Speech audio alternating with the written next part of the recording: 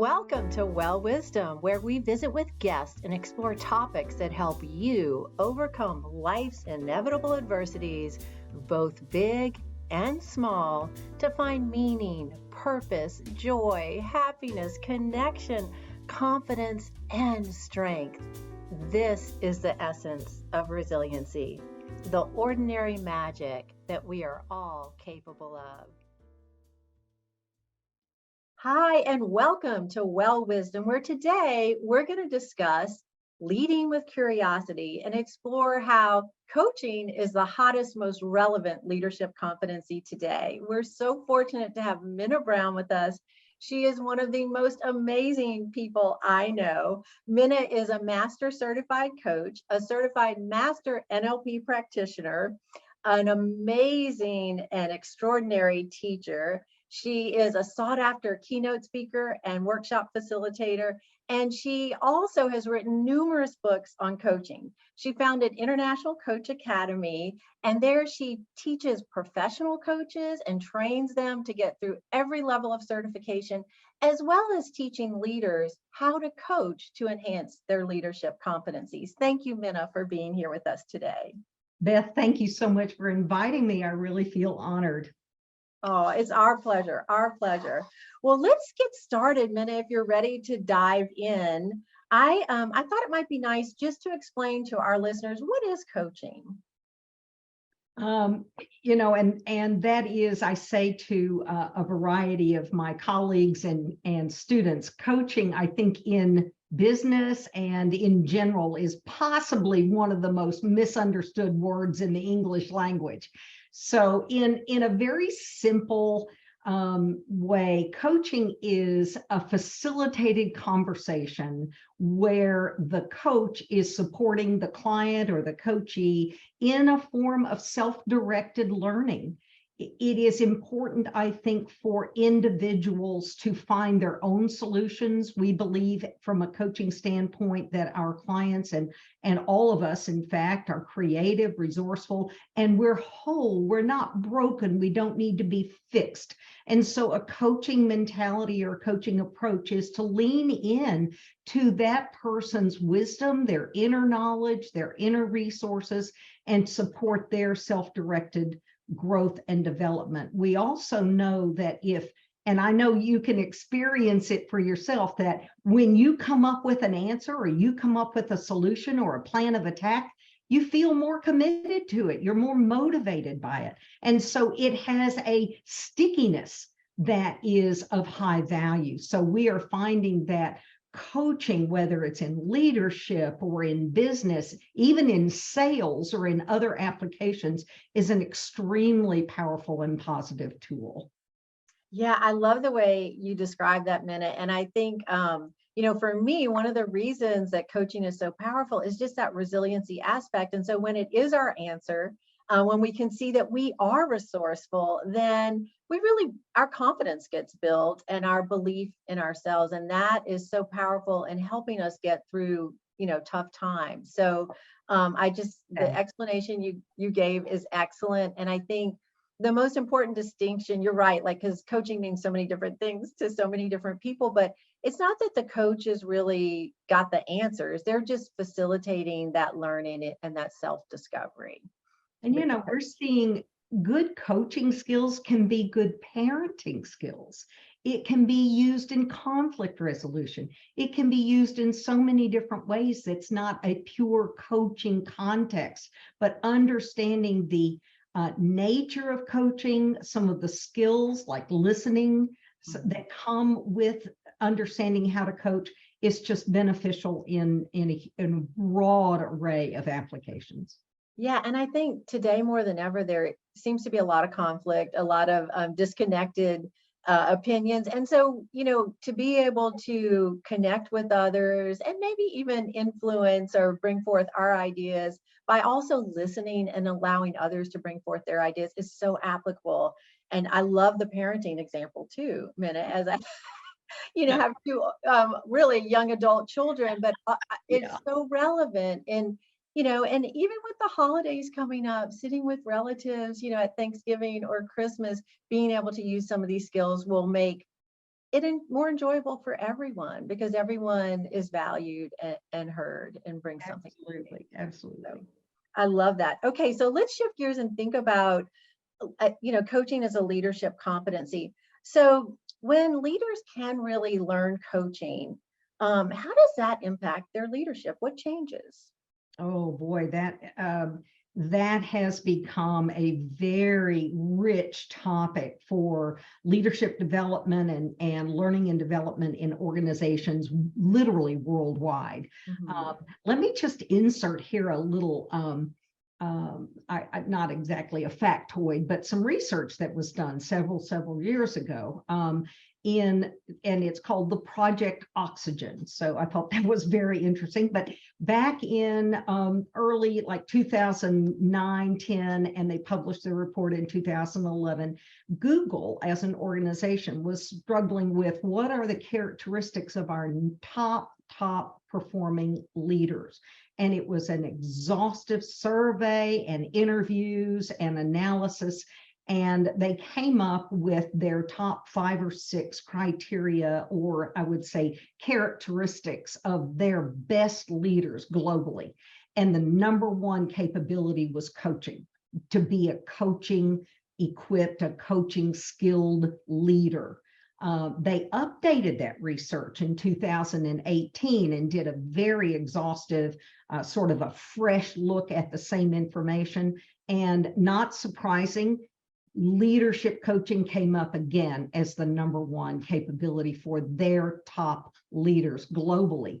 So what we hear, what we know in learning how to coach are 2 or 3 really important things. Number one is to lean in, believe in your employees, for example, your staff, your colleagues, believe in their wisdom and let them discover, especially as a leader. If we want to dictate everything, we'll end up doing everything. If we can't delegate, if we can't encourage people to make their own decisions and discover their own solutions, that's not really leveraging your leadership skills very well. So number one is respecting and accepting and leaning into the fact that your employees have a lot more wisdom than we sometimes give them credit for. Number two is listening. My goodness, if we would just all stop, I say that any of us, all of us need to learn how to listen even better. Even if you think you're a good listener, we can always get better at listening. So a leader who is listening,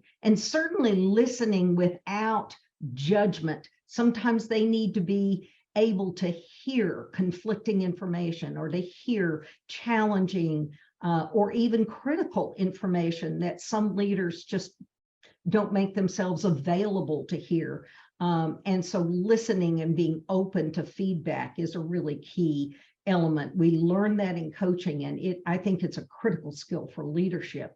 And then also being able to lead with a transparency, a sense of integrity, a sense of responsibility, not for the answers, but for the environment.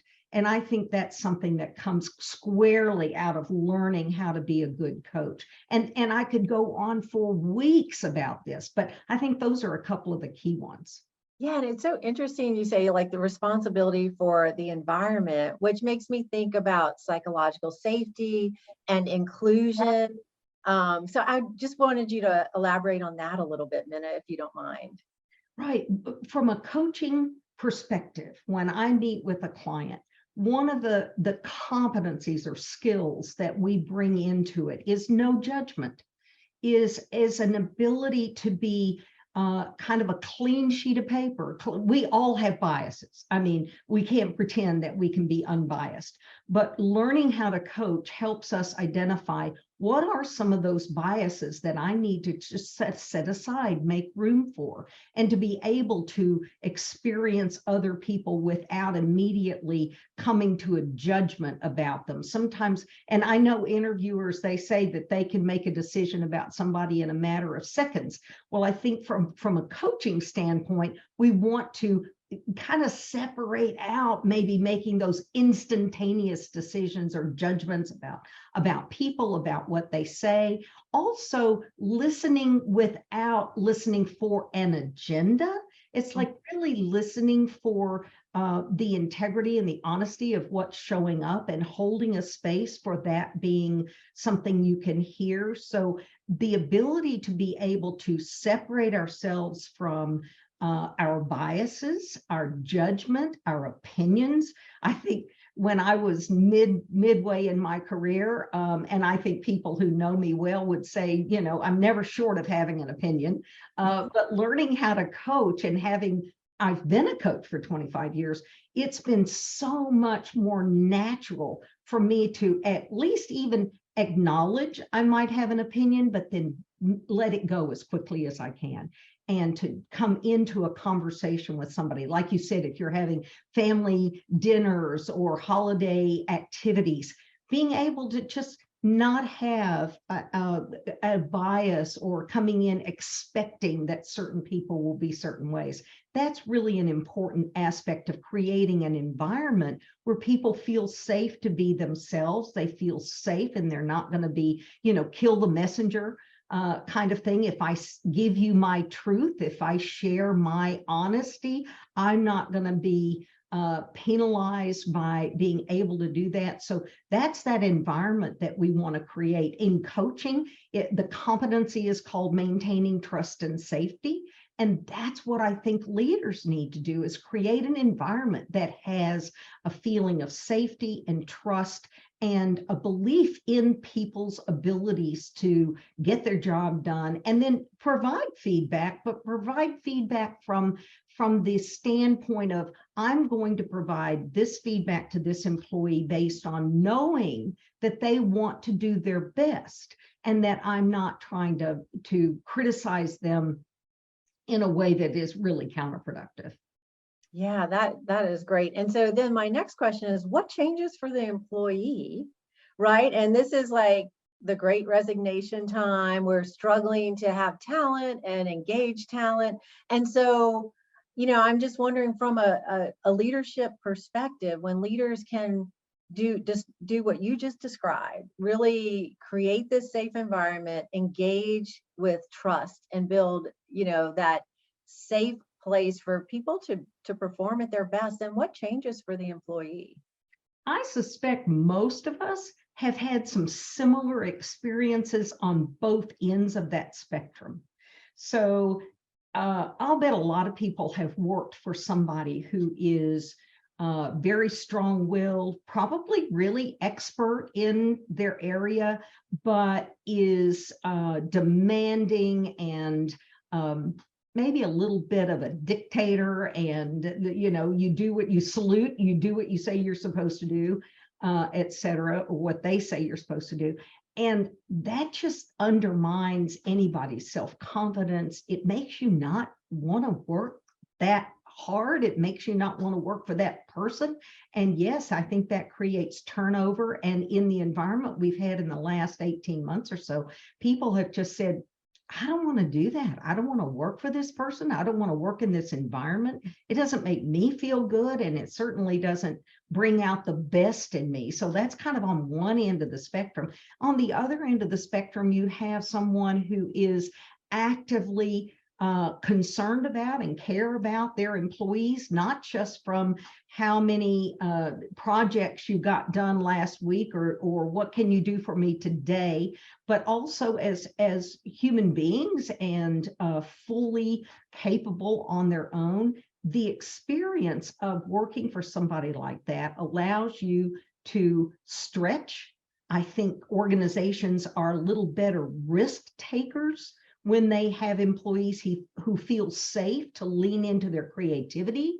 And it may break a few rules, or it may be different from what we did in the past. And a leader who can encourage that kind of autonomy and creativity, those are the game changers. And they inspire employees to stay with the company, to do their very best. The productivity differential has been researched quite extensively, at least for 20 years. And there are some tangible return on investment from people who are more productive, more creative, lower turnover, and in the bottom line, it produces value in profits and other ways for organizations. So that kind of a leader is going to ask questions, be open, be able to support and invite employees to stretch out of their little box that they might feel that they're in. Yeah, And that's I love this topic. I hope that kind of gives you a few little tidbits about how important I think leadership coaching is. Yeah, well said, Minna. And I love how you articulated, benefits to the leader. They're going to become more effective of a leader. And really, once we leave judgment behind, everything is a better experience for us and others, that are around us. But then the employee having a better experience, and just, several times you mentioned stretching. Many employees want those developmental opportunities. And when there is a leader who coaches them and enables and empowers them to pursue those, wow, that is very engaging. And I love how you articulate the win for the organization too, because they're going to have better retention, better employee engagement, and better productivity, as a lot of research demonstrates. So great points. So I'm wondering, if a leader hasn't been through training as a coach, and then, let's say they came to you and you were helping them build this particular competency, what would be challenging for most leaders who haven't been exposed to coaching as a competency before?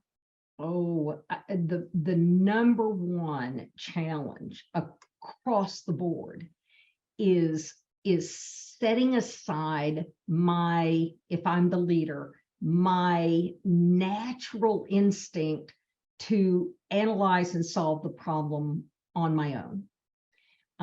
We are just as natural human beings, and the way our brains are constructed, we are natural problem solvers. We are constantly, every millisecond of every day, we are scanning the horizon for risks. I mean, our brain is basically made to keep us alive, to look for risks and to be able to respond accordingly. But correspondingly, we're constantly and I think it's what most people are acknowledged for their ability to solve problems and be, good tacticians in a way, and they get rewarded for that over many, many decades. People get rewarded for being good problem solvers and answer providers. So the first thing that is hard to do as a coach and learning coaching skills is to set aside that instinct to answer the question yourself, to solve the problem yourself. One of the things that we teach is how to hold this space and in coaching, we call it the space of not knowing. So I have to set aside knowing the answer, needing to know the answer, solving the problem for myself. I need to let my client, let my coachee, let my employee solve that problem for themselves, for those things that we said earlier about the commitment and the productivity that comes along with that. So the first thing we have to learn how to do is not need to know the answer right now, and to turn our brain. We actually are like retraining our brains to think differently. So we have to practice not knowing the answer and being curious. And I love the word you said right at the beginning, the curiosity of it, being really curious. And I would invite people to say, what is it about this topic or this situation or this challenge? What is it about this I do not know? And also understanding every other person has a completely different experience than I do. I say in my training that every head is a world. So even if I were an identical twin, our experiences make us very different people. And so every living person on the planet is a unique person. There's not another person like us. So even though I may have an idea about solutions or answers, then I have a limited ability to know what those are because I don't know everything and my client doesn't know everything, but we need to open up the space to explore what might be there that I don't know and what might be there for the employee that enables them to think differently and to access their own creativity and resources. So the first thing is just training our brains to be able to let go of the need to know the answer. And I think the second thing that I work mostly with people on is this idea of listening, being able to listen. And that's not just listening to what is said, what are the words that are said, but what are the whole messages that are being communicated? What is the meaning of what someone else is saying? So that if we really stop and listen fully, and Otto Scharmer calls it generative listening. It's listening for new ideas to emerge. And so I think if we can listen in that time, in that framework, we will invite others to bring more wisdom to the process. And then the final one, I think, in terms of coaching, is to be able to do some action planning, creative action planning, but not to own it, to let go of the responsibility to do it. That's the other person's responsibility, but my responsibility is to be a creative partner with them, but then to hold a space for the accountability that comes along with that responsibility. And that's part of that partnership, because I think coaching, and you'll see that in a lot of literature about coaching, coaching is about partnership. I'm not above you, we're equal. And I know even in a leadership role, I may be a more senior person, I may outrank you, but that doesn't mean that I'm a bigger, better, higher level person. You and I are the same. And I can leverage our whole group, my whole staff, by really accessing everyone's wisdom in that way. Yeah, wow. And so coaching is really like adding something special to the leader's toolbox. And when we think about critical thinking, problem solving, those skills are still relevant. I mean, they're still going to be in your toolbox, but the way you describe it, Mina, it's like you're opening up the field to allow others, whether they're peers or direct reports, to join you in the responsibility for solving the problems, doing the critical thinking. And so just from my perspective, again, creating this win-win for the employee, that's got to feel really good, right? Because they're getting a sense of autonomy and being able, to solve problems the way they would like to do it and they see will work. And then for the leader to share the burden of those responsibilities just has to be, wow, feeling so good, knowing you're developing someone else, but also things are getting taken care of and it's not all on you. Right. And I think one of the skills that a lot of new leaders, I started to say young, but some people don't step into leadership roles until maybe mid-career, but a new leader often struggles with delegation, because one of the things that they've probably been good at, one of the reasons maybe they've been promoted, is they've been highly effective in delivering results, et cetera. And they know, and I'll be honest, I could easily say, I can do this better than anybody, whatever this thing is, because I've done it. I'm in this leadership role, so I know how to do it. But delegation means I need to lean into letting someone else do it, giving them the responsibility for it, letting them solve the problem. And I think as a new leader, sometimes that delegation space can be a little, you have to wrench it away from them and say, let someone else do that so that you can lean into being working at a higher level. And that means you have to be able to trust the person who is taking on the job. One of the things too is if you can allow employees to take some risks, they're not going to succeed 100% of the time. They're going to fail every now and then. And I think it's important to let people fail on something that's what I'd call not a bet the ranch decision. You want to be able to fail on something small enough that it can be repaired, that it can be a good learning process, And if a leader isn't willing to let somebody fail, they're going to hold the reins really tightly.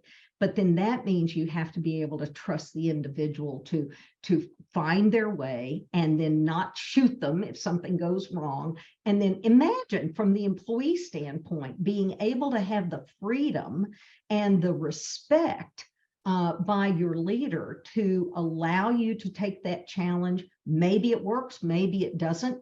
I've always felt that I've learned more in my lifetime from making mistakes than when I've done something right. And the doing something right makes me really proud. But when have I learned the most? It's usually been when I have made a mistake, and those lessons last a lifetime. So we as leaders have to be able to make space for employees to make some of those decisions and live by them, and sometimes go fix their own problems, but with your support and respect, that it's not their failing as a human being, it just didn't work, and that we respect that person as an equal and support them in recovering whatever they need to recover. So we want to let them make little mistakes first, and then they can grow and learn how to make the bigger, more bet the ranch kinds of decisions. Yeah, absolutely. And as I listen to you speaking about all this, Minna, I'm thinking like, sometimes this kind of training is reserved for leaders when they ascend and maybe, they're at a higher level in an organization. But I would love to hear your opinion. Like, how could coaching be, a bad thing for a leader that is a new leader, or maybe a more operational leader, more of a frontline leader? I would love to hear your perspective on how coaching can be applied in all, different types of leadership positions. Right. And going back to like at an entry level, a new supervisor. And that sometimes is the hardest struggle to wrench yourself away from hands-on doing everything yourself. I think that coaching at every level starts with the respect that you want to bring for your employees. That doesn't mean that every employee performs equally, and it doesn't mean that every person will do their job, in a certain way, but it starts with at least starting from a place of respect, that the people that you're working with want to do a good job. They want to be there. We have in neuro-linguistic programming, and it's called a presupposition. We don't need to go into all of that, but that behind every behavior is a positive intention, so that if you can kind of allow for everyone is doing what they think is right, and make some space for, well, maybe they didn't do it right, but there was a positive intention there, and that people do make mistakes, but they learn from them. As a leader at every level, being able to respect their employees and respect their employees' positive intention in doing their job. Sometimes they're just needing some more training. They may need their job to be redefined if they're not being successful. That doesn't mean that they're not positive in many other ways. Maybe the job could be redesigned. Maybe they could work in a different department. I just think that we want to take a long view about our employees, their commitment to their work. And it doesn't matter what age group. And I get a little weary of Gen Z and millennials and all of that, and that we have these broad categories of their motivation and all. I look at every single individual as wanting to do a good job. We don't wake up in the morning and say, gee, I think I'm going to go to work and screw up today. Or I'm going to go into the office and make my boss mad today. I mean, nobody does that. So I think it starts with having that foundation of respect and partnership with every person on your team, and understand maybe every person on your team isn't the right fit, but then that's a different kind of point of view. Is not that it's that person is a flawed person, but maybe there are other aspects of what we need to do for the team. Maybe I need to be a better communicator. Maybe I need to give better directions or have more dialogue, or there's a lot that I can learn from a leadership standpoint that can enable my employees. That reminds me of, for any leader, I think one of the books that I'd recommend is called The Leadership Challenge. Mhm. And it lays out, by Posner and Kouzes, it lays out 5 ingredients for the best leadership skills that you could have. And it's well researched. It's multiple editions now. But those 5 characteristics model the way, inspire a shared vision, challenge the process, enable others to act, and encourage the heart. And that's just zip, zip, zip. So those characteristics have to do with behave the way that you want others to behave. So model the way. You have to inspire your employees, and you want to be all rowing the boat in the same direction. You want to challenge whatever process was in place, and that's something that leaders from a little different point of view can be very effective in doing. You want to encourage the heart, and that's part of this respecting the individual and respecting our humanness, and encourage people. That helps with engagement and other things. And then enabling others to act, which is, if you're a leader, you want to help with creating the pathway for them to act. Sometimes you have to get involved in a political conversation to be able to enable your team to be effective. So there's a lot of different aspects of those characteristics in leadership. And I would say, you know, if we had another 3 hours, we'd talk about how coaching shows up in every single one of those. Inspiring and encouraging and supporting the kinds of things that you want to do as a leader. And I would advocate it applies to the CEO all the way to a plant supervisor.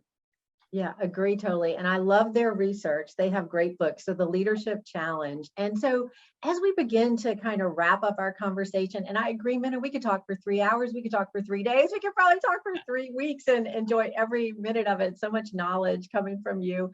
But I wonder if a leader, no matter what level, is interested in starting to build their coaching competency, what would you recommend? How can they just begin? Oh, there are so many ways. I think probably the first thing that's so easy is some reading. There are some wonderful resources out there about how coaching is done. You know, what are the coaching skills that you need? How coaching shows up in different aspects. So there's wonderful books and resources. I'll bet there's some YouTubes, so who knows? But I think the first thing would be to understand coaching, first of all, because we all have this notion of what coaching is, and in many, many, many cases, it's not correct. We blend mentoring with coaching, or learning and development kind of blends into coaching, and training into coaching. Coaching is, going back to the very first question you asked me, it is a self-directed learning partnership. And so first, I think understanding exactly and carefully and internally what coaching is, as opposed to mentoring, which is I'm a senior person and I can help you along the way. By the way, there are a lot of good mentors who use coaching skills. Mm-hmm. So these things blend together. There are a lot of good consultants who use coaching skills. There are therapists who use coaching skills. So I think the first thing would be to learn more intimately what coaching is. And then secondly, I would look at those levers to what is going to help you be successful as a leader and as a leader coach. And it kind of starts with that mindset of respect and openness, and learning more about how to, you know, and even checking yourself, just saying to yourself, you know, I need to let go of my opinions. How can I go into this meeting without an attitude, without judgment? So learning how to set aside judgment first and foremost, and that allows us to become a better listener. and really work on listening skills. I often will do an activity where I'll have somebody just talk for 5 to 8 minutes and have the other person just listen for 5 to 8 minutes. And they can write some notes down about things they're curious about or things that they noticed. But it makes a difference when you are really listening as opposed to thinking about what you're going to say next. And so I think working on that is a massive coaching skill that would be beneficial. And the other thing about listening too is there's a phrase is that you cannot listen and do anything else at the same time. So this notion of multitasking and how we split our time up, and somebody comes into our office or calls us on the phone and we just keep typing and we're listening and we keep typing and we're not really listening. So I usually encourage people to say, I'm really tied up right now. When I finish this, it'll take me about 10 or 15 minutes. Can I come and find you then? I mean, make space for listening, just listening. And then the other thing is just being willing to be, not have the answers, not come in with this need to know the answer, is being willing to be open, non-judgmental, and those kinds of things. And I think learning how to do that.